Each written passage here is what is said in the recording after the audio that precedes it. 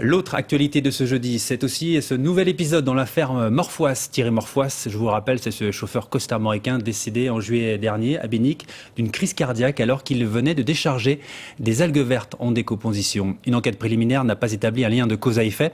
La famille de la victime réclame toujours, elle, la vérité sur ce décès. Elle vient de déposer une plainte contre X dans l'espoir de faire rouvrir l'instruction. À Saint-Brieuc, le reportage de Jean-Marc Seigné et Fabien Delory. 9 mois jour pour jour après son décès, la famille de Thierry Morfoas avait de nouveau cet après-midi rendez-vous avec la justice.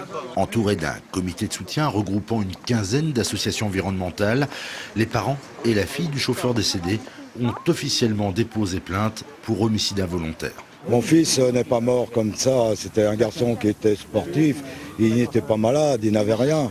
Et puis d'un seul coup se trouver, non, pour nous, non, notre fils est bien mort empoisonné.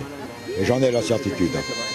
Maître Cazot a lu et relu toutes les pièces du dossier avant d'engager ce nouvel acte de procédure.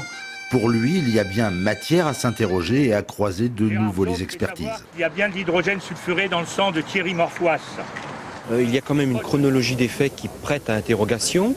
Les rapports d'autopsie, d'analyse toxicologique, s'il est vrai qu'ils ne concluent pas de manière certaine à ce que le décès de M. Morfoas soit totalement imputable aux algues vertes.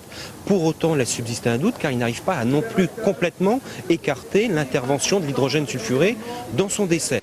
Sur cette affaire se pose avec insistance le regard d'une personne qui fait autorité en matière de santé publique. L'avis et les conclusions du professeur de médecine Claude Lenné sont sans appel.